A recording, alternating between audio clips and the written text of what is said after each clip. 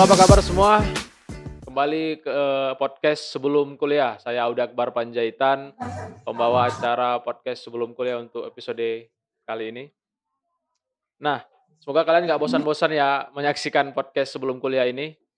Nah, episode kali ini sedikit berbeda, yang biasanya kita menghadirkan narasumber yang langsung ke lokasi, ke studio, tapi kali ini kita secara online. Eee, Narasumber kali ini ialah seorang dosen, kemudian Ketua Prodi Jurusan Ilmu Komunikasi Universitas Amikom Yogyakarta. Untuk teman-teman sekalian, sebelumnya saya juga mengingatkan untuk jaga kesehatan, minum air putih yang banyak, dan jaga jarak, pakai masker kemanapun, dan selalu berdoa. Langsung aja deh ya, kita perkenalkan narasumber kita, Bapak Erik Hadi Saputra. Apa kabar Bapak? Apa kabar? Alhamdulillah, sehat, menginspirasi Mas Akbar. Pak, pandemi COVID-19 mengubah aktivitas kita ya Pak ya, yang biasanya kita bisa beraktivitas secara bebas, mulai Ya, mengubah hingga ke cara pengajaran. Saya sebagai mahasiswa juga ikut merasakannya, yang biasanya tatap muka secara langsung, kini harus beralih ke kuliah secara online, gitu Pak. Nah, ya. untuk menurut Bapak sendiri, eee, kelemahan dari kuliah online ini apa ya Pak, kalau dari sudut pandang Bapak sebagai dosen? Terima kasih Mas Akbar. Dan teman-teman semua pendengar podcast selalu sehat. Dan tadi kata Mas Akbar, jaga kesehatan, banyak minum air putih, selalu berdoa. Saya tambahin satu, selalu pelihara cinta, Aduh, benar karena itu bisa bikin bahagia. benar Imunnya jadi lebih banyak. benar. Kalau bicara online sebenarnya Mas Akbar dan teman-teman sekalian, saya itu sebenarnya sebelum COVID itu udah biasa ngajar online.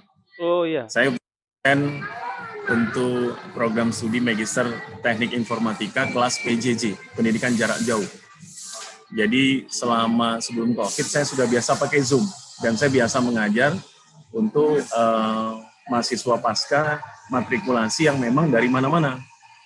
Nah, karena di Amikom itu sebenarnya kalau dari kuliah online untuk pasca sarjana itu sudah biasa sejak tahun 2014. Nah, kemudian 2016 semakin banyak mata kuliah yang online, lalu 2019 dia jadi program studi. Nah, kalau ditanya secara pribadi, saya sudah terbiasa.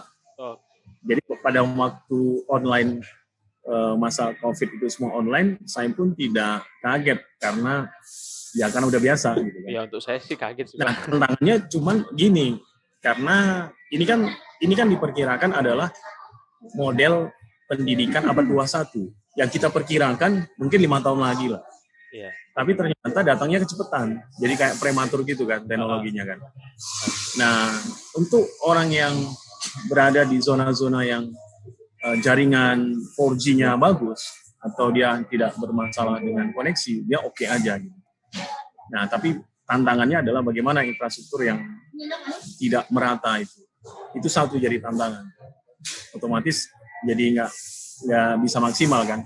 Yang kedua, kita ini kan karakternya apalagi anak-anak komunikasi itu kan senang ketemu langsung. benar benar. Jadi interaksi kan. Ada yang protes tuh pada ke saya itu. Bapak ini suruh social distancing, jaga jarak. Saya nggak berjarak aja nggak dapat, apalagi suruh jaga jarak Pak. Jadi makin nggak dapat saya. Jadi itu juga jadi tantangan.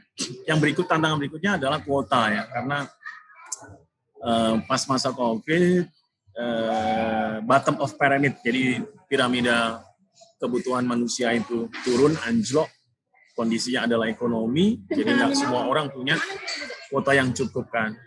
Itu jadi tantangan berikutnya lagi.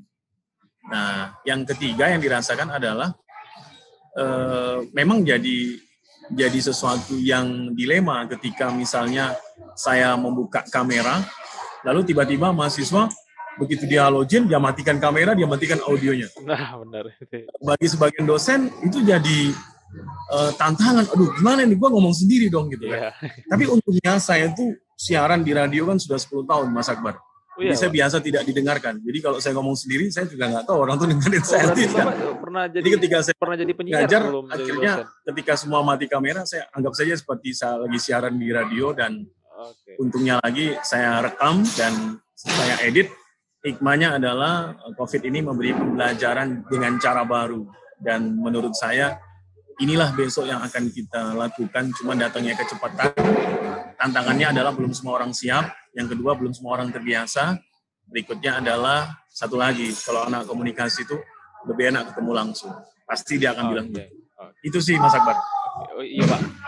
Bener sih, memang terlalu cepat sih untuk teknologi kita beradaptasi dengan kuliah seperti ini ya, Pak, ya. Nah, untuk menurut Bapak lebih efektif mana nih, Pak?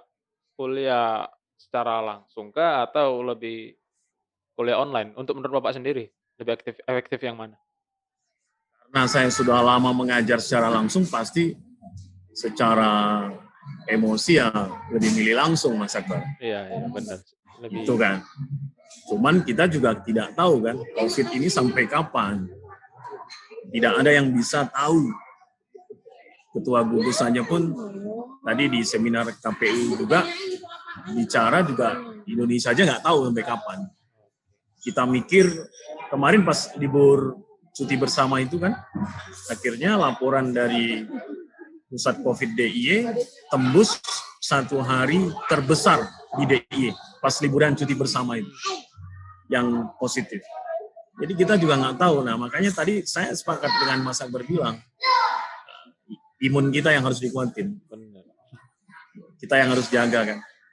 Kalau bentengnya kuat, insya Allah artinya kita badan fit, kita stay positif, itu. Jadi kalau dikasih tawaran, apalagi dengan mahasiswa baru sekarang, itu tantangannya ya pasti mereka akan lebih senang ketemu juga. Apalagi saya biasanya juga ngisi in-house training ketemu langsung kan. Walaupun juga saya beberapa kali ngisi secara langsung sih dengan standar protokol kesehatan. Tapi tidak bisa dipungkiri akhirnya kita akan masuk pada masa blended learning. Jadi pembelajaran kombinasi. Oke. Jadi nanti ketemu secara langsung, tapi juga bisa ketemu online. Sebagai contoh misalnya, tiba-tiba Mas Akbar nggak bisa datang ke kampus, tapi lagi sakit di kos, Mas Akbar bisa langsung Online. aktifkan aja Zoom-nya. Dosennya ngaktifkan Zoom di kelas, Mas Akbar jadi tetap hadir. Jadi tetap mantau. Saya lagi di pulang kampung, saya ngajar, Zoom-nya tetap aktif, jadi yang nggak bisa hadir pun dari rumah dia bisa lihat. Cuman ya Termasuk juga kalau dia lebih enak gitu. ya kalau saya sakit sih ya saya lebih milih tidur sih, Pak. Ya, ya. Nah, Pak, Bapak ada sedikit tips nggak, Pak, bagaimana agar perkuliahan yang online ini terasa lebih efektif, Pak? Orang yang mengajar sebagai dosen itu harus menunjukkan passion, dia senang dulu. Oke. Jadi kadang-kadang kita jangan berharap audiens itu senang, menghargai kita, sementara kitanya saja nggak senang. Jadi kayak menarik. Kalau kamu mau orang senang ya kamu dulu gitu loh. Seorang announcer, public speaker hebat di dunia namanya Larry King, dia bilang, you cannot talk to people successfully if they think you're not interested. Jadi Anda nggak akan bisa ngomong sukses sama orang kalau Anda tidak menunjukkan ketertarikan berbicara. Jadi kalau mau sukses, kita ngajar online, kuliah online, public speaking online, promosi online, ya kita yang mau ngomong harus menunjukkan semangat gitu. Benar. Kayak Mas Akbar dari jam 9 pagi sampai jam 9 malam tetap aja semangat bawain acara. Saya pun jadi kepengaruh kan. Lihat Mas Akbar senyum gitu, saya pun posisinya lagi di luar juga tetap jadi ke bawah kan. Jadi kayak Mas Akbar tuh kayak langsung nge-share energi, dan energi itu positif, akhirnya balik lagi kan. Iya. Itu sih. Tapi kalau kita udah ngajar aja udah ngomong, aduh terlalu pagi ya kita online-nya, susah, aduh kesorean ya kita kuliahnya, aduh udah siang ini mesti kayaknya udah ngantuk ini, apalagi lapar, ya berarti kita sendiri sebagai dosen, kita sendiri sebagai pembicara udah nggak semangat dulu. Kan sering banget ya Mas Akbar kalau dengar MC itu kalau bawain acara, kalau sudah lepas jam makan siang, apa komentar dia? Wah, kita kayaknya masuk di sesi paling berat, habis sholat makan mesti ngantuk. Yang mempersiapkan itu kan MC-nya. Jadi sebenarnya dia sendiri yang sudah ngantuk sebenarnya. Jadi mau pagi siang kayak kita kan coba Mas Akbar aja talk show malam saya kok masih enjoy aja ya kan, Iya, karena Mas Akbar bersemangat itu loh. Jadi kalau saya bilang tipsnya gimana, ya mulai dari kita dong. Kalau kitanya enjoy, semua enjoy. Jangan harap orang enjoy kalau kitanya nggak enjoy. Kalau kita yang butuh, kitanya yang semangat, energinya jadi berbagi. Oke, Pak. Gitu. Wah, ini bener-bener jawaban yang luar biasa ya, Pak.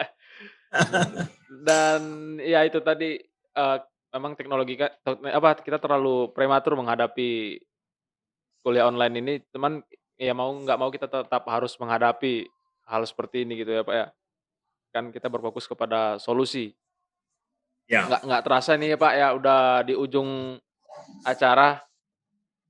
Terima kasih, Pak, atas waktunya. makasih. Terima kasih banyak sudah mau hadir dan sharing pengalaman mengajar perkuliahan secara online-nya gitu ya, Pak, ya. Eee, Mas Akbar juga dan tim yang semua di sana siap dari jam 9 pagi sampai jam 9 malam. siap. Saya salut sekali ya. Oke. Mudah-mudahan apa yang kita lakukan ini menjadi Amin CV, amin. menjadi modal kita menjadi orang yang lebih baik. Amin. Oke.